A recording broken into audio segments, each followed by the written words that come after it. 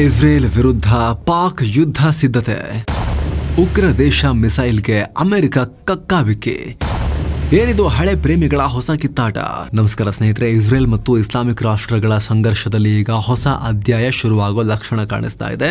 ಹಾಗಂತ ಈ ಸಲ ಇರಾನೋ, ಹುತಿಗಳೋ, ಹಿಜ್ಬುಲ್ಲಾಗಳೋ ಇಸ್ರೇಲ್ ವಿರುದ್ಧ ಯುದ್ಧಕ್ಕೆ ನಿಂತರು ಅಂತ ಅನ್ಕೊಂಬೇಡಿ. ಆ ಹೊಸ ಜರ್ನಿ ಶುರು ಮಾಡ್ತಿರೋದು ಪಾಕಿಸ್ತಾನ. ಎಸ್, ಯಾವ ಚೇಲಾವನ್ನ ಇಟ್ಕೊಂಡು ಸಾಮ್ರಾಜ್ಯ ಕಟ್ತೀನಿ ಅಂತ ಅಮೆರಿಕ ಲೆಕ್ಕಾಚಾರ ಹಾಕಿತ್ತು, ಯಾವ ದೇಶ ತನಗೆ ದಕ್ಷಿಣ ಏಷ್ಯಾದ ಹೆಬ್ಬಾಗಿಲಾಗುತ್ತೆ ಅಂತ ಅಮೆರಿಕ ಭಾವಿಸಿತ್ತು, ಅದೇ ದೇಶ ಅಮೆರಿಕಗೆ ದೊಡ್ಡ ಶಾಕ್ ಕೊಡ್ತಾ ಇದೆ. ಮಿಸೈಲ್ ರೆಡಿ ಮಾಡ್ಕೊಳ್ತಾ ಇದೆ. ಅಮೆರಿಕ ಮಿತ್ರರೊಂದಿಗೆ ಸಂಘರ್ಷಕ್ಕೆ ರೆಡಿ ಆಗ್ತಿದೆ. ಹಾಗಿದ್ರೆ ಏನಿದು ಪಾಕಿಸ್ತಾನದ ಹೊಸ ಆಟ? ತಾನೇ ಸಾಕಿದ ಹಾವು ಹದ್ದಿನ ವಿರುದ್ಧ ಹೆಡೆ ಎತ್ತುತ್ತಾ ಇರೋದು ಯಾಕೆ? ಇಸ್ರೇಲ್ ಹೊಡೆಯೋ ಮಟ್ಟಕ್ಕೆ ಪಾಕಿಸ್ತಾನಕ್ಕೆ ದಮ್ ಬಂದ್ಬಿಟ್ಟಿದ್ಯಾ? 2026ಕ್ಕೆ ಇಸ್ರೇಲ್ ಪಾಕಿಸ್ತಾನದ ಯುದ್ಧ ಆಗೇ ಬಿಡುತ್ತೆ ಅಂತ ಪಾಕ್ ಮೀಡಿಯಾಗಳು ನೋಡಿಲ್ಲಿ ಈ ರೀತಿ ಡಿಸ್ಕಷನ್ ಶುರು ಮಾಡಿರೋದು ಯಾಕೆ? ಎಲ್ಲವನ್ನ ಈ ವರದಿಯಲ್ಲಿ ನೋಡುತ್ತಾ ಹೋಗೋಣ. ಸ್ನೇಹಿತರೆ, ಇಸ್ರೇಲ್ ಮತ್ತು ಪಾಕಿಸ್ತಾನ ಜಿನ್ನಾ ಕಾಲದಿಂದ ದ್ವೇಷಗಳು, ಧಾರ್ಮಿಕ ಕಾರಣಗಳಿಂದ, ಸ್ಟ್ರಾಟಜಿಕ್ ಕಾರಣಗಳಿಂದ ಒಬ್ಬರು ಕಂಡ್ರೆ ಮತ್ತೊಬ್ಬರಿಗೆ ಆಗಲ್ಲ. ಇದು ಜಗತ್ತಿಗೆ ಗೊತ್ತಿದೆ. ಆದರೆ ಇದುವರೆಗೂ ಒಂದ್ಸಲನೂ ಹೊಡೆದಾಡ್ಕೊಂಡಿಲ್ಲ. ಕಾರಣ ಇಬ್ಬರಿಗೂ ಅಮೆರಿಕ ಮಿತ್ರ, ಇಬ್ಬರಿಗೂ ಬಾರ್ಡರ್ ಶೇರ್ ಮಾಡಲ್ಲ. ಅಲ್ಲದೆ ಪಾಕ್ ಭಾರತವನ್ನು ಟಾರ್ಗೆಟ್ ಮಾಡಬೇಕಾಗಿತ್ತು, ಇಸ್ರೇಲ್ಗೆ ಅಕ್ಕಪಕ್ಕದ ಇರಾನ್ ಪ್ರಾಕ್ಸಿಗಳನ್ನು ಮ್ಯಾನೇಜ್ ಮಾಡಬೇಕಾಗಿತ್ತು. ಹೀಗಾಗಿ ನೇರ ಸಂಘರ್ಷಕ್ಕೆ ಸನ್ನಿವೇಶ ಬಂದಿರಲಿಲ್ಲ. ಇನ್ನು ಹೇಳಬೇಕು ಅಂದರೆ ಅಫ್ಘಾನ್ ಕದನದಲ್ಲಿ ISI ಮತ್ತು ಮೊಸಾದ್ ಜಂಟಿಯಾಗಿ ಆಪರೇಷನ್ಸ್ ಕೂಡ ಮಾಡಿವೆ. ಖುದ್ದು ಜಿಯಾ ಉಲ್ ಹಕ್, ಪಾಕಿಸ್ತಾನದ ಮಿಲಿಟರಿ ಡಿಕ್ಟೇಟರ್, ಇಸ್ರೇಲ್ನ ಜೊತೆಗೆ ಸಂಬಂಧ ಸುಧಾರಣೆಗೆ ಪ್ರಯತ್ನ ಮಾಡಿದ್ದ. ಆತನ ನಂತರ ಕೂಡ ಇಸ್ರೇಲ್ ಮತ್ತು ಪಾಕಿಸ್ತಾನಗಳು ಗಲಾಟೆ ಮಾಡೋಕೆ ಹೋಗಿರಲಿಲ್ಲ.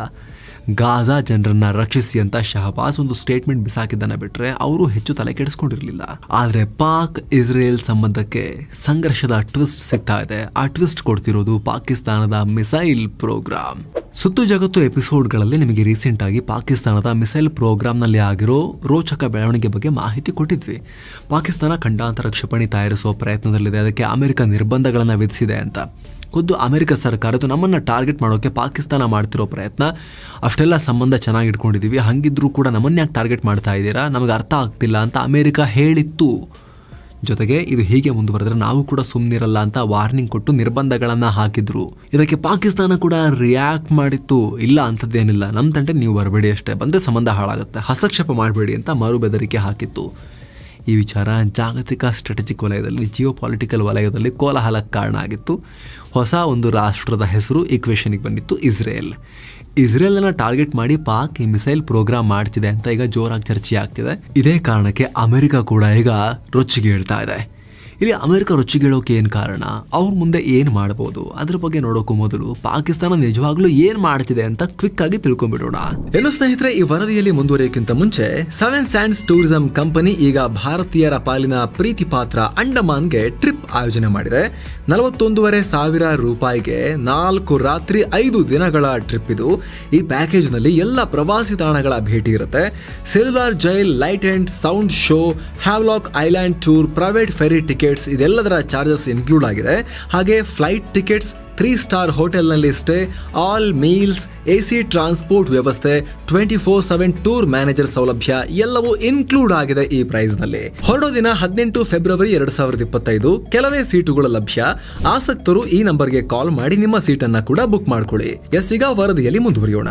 ಪಾಕಿಸ್ತಾನದಲ್ಲಿ the national development complex NDC ಅನ್ನೋ ಸರ್ಕಾರಿ ಸಂಸ್ಥೆ ಇದೆ. ನಮ್ಮ DRDO ಥರ ಇವರು. ನಮ್ಮ DRDO ರೇಂಜ್ಗೆಲ್ಲ ಇವರಿಲ್ಲ, ಬಟ್ ಥರ ಅಷ್ಟೇ. ಇವರು ಮಿಸೈಲ್ ಮತ್ತಿತರ ಆಯುಧಗಳನ್ನು ಸಂಶೋಧನೆ ಮಾಡ್ತಾರಂತೆ, ಪ್ರೊಡಕ್ಷನ್ ಕೂಡ ಮಾಡ್ತಾರಂತೆ. ಇದೇ ಸಂಸ್ಥೆ ಇತ್ತೀಚೆಗೆ ಒಂದಷ್ಟು ಬಿಡಿ ಭಾಗಗಳನ್ನು ತರಿಸ್ಕೊಳ್ತಾ ಇತ್ತು.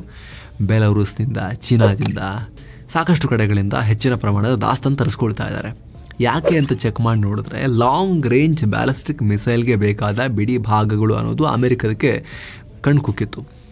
ರಾಕೆಟ್ ಮೋಟಾರ್ ಟೆಸ್ಟಿಂಗ್ ನಡೆಸೋಕೆ ಸಹಾಯಕವಾಗೋ long range ballistic missile system, ಅದಕ್ಕೆ ಬೇಕಾದ ಸಲಕರಣೆಗಳು, ಬಿಡಿ ಭಾಗಗಳನ್ನು ಅಲ್ಲಿ ಅಭಿವೃದ್ಧಿಪಡಿಸಲಾಗ್ತಾ ಇತ್ತು. ಇದು ಸಕ್ಸಸ್ ಆದರೆ ದಕ್ಷಿಣ ಏಷ್ಯಾದ ಆಚೆಗಿನ ಟಾರ್ಗೆಟ್ಗಳನ್ನು ಕೂಡ ಪಾಕ್ ಈಸಿಯಾಗಿ ಹೊಡೆಯಬಹುದು ಅನ್ನೋದು ಅಮೆರಿಕ ಗೊತ್ತಾಯಿತು. ಹೀಗಾಗಿ ಚೀನಾ ಕಂಪನಿಗಳ ಮೇಲೆ, ಬೆಲಾರೂಸ್ ಕಂಪನಿಗಳ ಮೇಲೆ ನಿರ್ಬಂಧ ಹೇರಿದ್ರು. ಆದರೂ ಪಾಕಿಸ್ತಾನ ಬಗ್ಲಿಲ್ಲ. ಸ್ನೇಹಿತರಲ್ಲಿ ಸಹಜವಾಗಿ ಒಂದು ಪ್ರಶ್ನೆ ಮಾಡ್ಬೋದು, ಆದರೆ ಭಾರತ ಅಮೆರಿಕ ಎಲ್ಲರೂ ಬ್ಯಾಲಿಸ್ಟಿಕ್ ಮಿಸೈಲ್ ಇಟ್ಕೊಳ್ಳುವಾಗ ಪಾಕಿಸ್ತಾನನೂ ಮಾಡಿಕೊಂಡ್ರೆ ಏನು ಅಷ್ಟು ದೊಡ್ಡ ವಿಚಾರ, ಅಮೆರಿಕಾಗೆ ಯಾಕೆ ತಲೆಬಿಸಿ ಅಂತ. ಭಾರತ ಅಗ್ನಿ ಸೀರೀಸ್ ಮಿಸೈಲ್ಗಳನ್ನು ಮಾಡಿದೆ, 1000 ಕಿಲೋಮೀಟರ್ ಹೋಗುತ್ತೆ.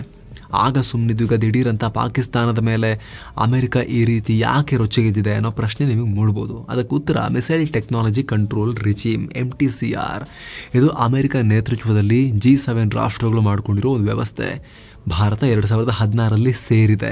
ಈಗ 35 ರಾಷ್ಟ್ರಗಳಿವೆ. ಇದರಲ್ಲಿ ಸಮೂಹ ನಾಶಕಗಳನ್ನ ಹೊತ್ತೊಯ್ಯಬಲ್ಲ ಮಿಸೈಲ್ಗಳನ್ನ ಅಭಿವೃದ್ಧಿ ಮಾಡಿದ್ರು ಇನ್ಫಾರ್ಮ್ ಮಾಡ್ತೀವಿ, ಯಾರಿಗೂ ಬೆದರಿಕೆ ಒಡ್ಡಲ್ಲ ಅಂತೆಲ್ಲ ಇವರು ಮಾಡ್ಕೊಂಡಿದ್ದಾರೆ ಅಗ್ರಿಮೆಂಟ್.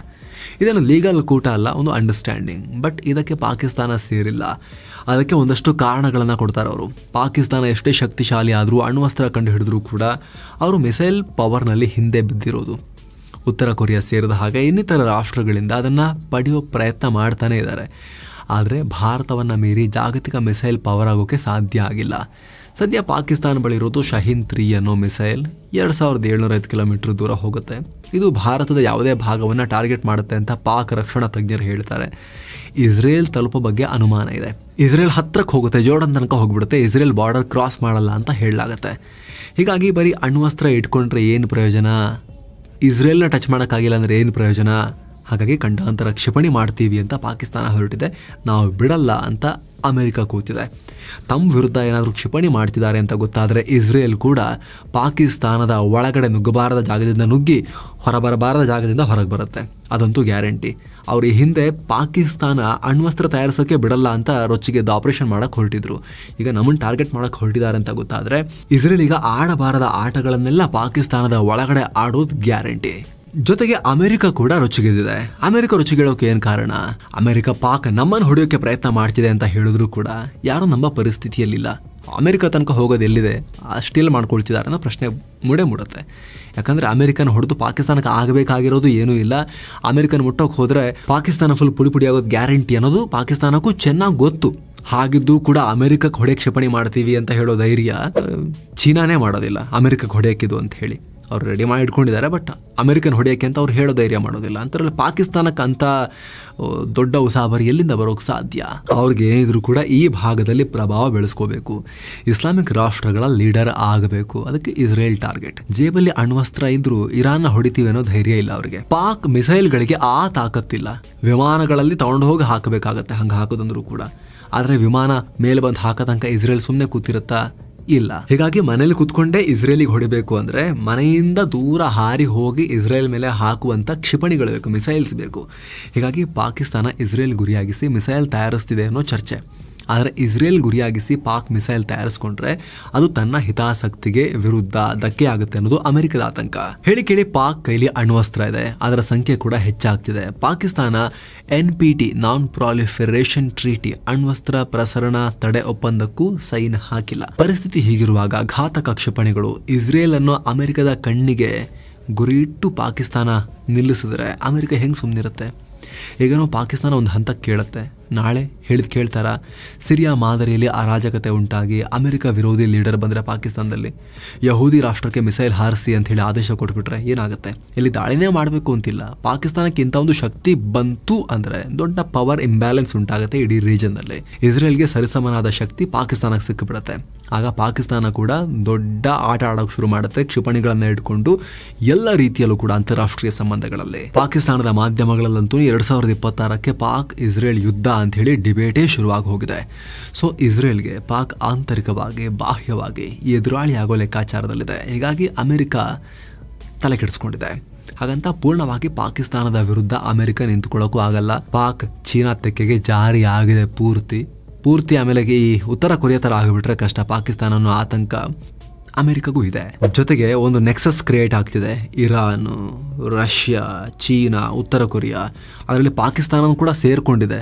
ಫುಲ್ ಸೇರ್ಕೊಂಡು ಸ್ಟ್ರಾಂಗ್ ಆಗಿ ಒಂದು ಕೂಟನೇ ಆಗಿಬಿಟ್ರೆ, ಅಣುಶಕ್ತ ಕೂಟ ಆ ಗುಂಪಿಗೆ ಸೇರ್ಕೊಂಡ್ಬಿಟ್ರೆ ಅದು ದೊಡ್ಡ ಡ್ಯಾಮೇಜ್ ಆಗುತ್ತೆ ಅಮೆರಿಕಾಗೆ, ಮತ್ತೆ ಜಾಗತಿಕವಾಗಿ ಯಾರೆಲ್ಲ ಪಾಕಿಸ್ತಾನದ ಎದುರಾಳಿಗಳಿದ್ದಾರೆ ಅವರಿಗೆ. ಜೊತೆಗೆ ಪಾಕ್ ಮತ್ತು ಅಮೆರಿಕ ಸ್ಟ್ರಾಟಜಿಕ್ ಪಾರ್ಟ್ನರ್ಸ್ ಒಂದು ಕಾಲದಿಂದ. ಅರಬ್ಬಿ ಸಮುದ್ರದ ಆಯಕಟ್ಟಿನ ಜಾಗದಲ್ಲಿದೆ ಪಾಕಿಸ್ತಾನ. ಆಲ್ರೆಡಿ ಅಫ್ಘಾನಿಸ್ತಾನ ಕೈಬಿಟ್ಟು ಹೋಗಿ ಚೀನಾ ತೆಕ್ಕೆಗೆ ಜಾರ್ತಾ ಇದೆ. ಅಂಥದ್ರಲ್ಲಿ ಪಾಕಿಸ್ತಾನ ಪೂರ್ತಿ ಕೈಬಿಟ್ಟು ಹೋದ್ರೆ ಅಮೆರಿಕಾಗೆ ಈ ಭಾಗದಿಂದ ದೊಡ್ಡ ಪ್ರಮಾಣದಲ್ಲಿ ನೆಲೆ ಹೊರಟು ಹೋಗ್ಬಿಡುತ್ತೆ. ಭಾರತನು ಫ್ರೆಂಡು ಅಂತ ಆ ಕಡೆ ಎಲ್ಲರೊಟ್ಟಿಗೂ ಚೆನ್ನಾಗಿರೋ ಪ್ರಯತ್ನ ಮಾಡುತ್ತೆ. ಅಮೆರಿಕ ಹೇಳ್ದಂಗೆ ಪೂರ್ತಿ ಕೇಳಲ್ಲ. ಭಾರತಕ್ಕೂ ತಲೆಬಿಸಿ ಕೊಡ್ತಾ ಇರಬೇಕು ಅಂದ್ರೆ ಪಾಕಿಸ್ತಾನ ಪಾಕಿಸ್ತಾನ ಒಂದು ಚೂರಾದ್ರೂ ಕೂಡ ಪಾಕಿಸ್ತಾನದ ಕಿರುಬೆರಳಾದ್ರೂ ಅಮೆರಿಕದ ಕೈಲಿರಬೇಕು. ಎಲ್ಲ ಆಯಾಮಗಳಲ್ಲಿ ನೋಡಿದಾಗ ಈ ಬೆಳವಣಿಗೆ ಮಹತ್ವ ಪಡೆಯುತ್ತೆ.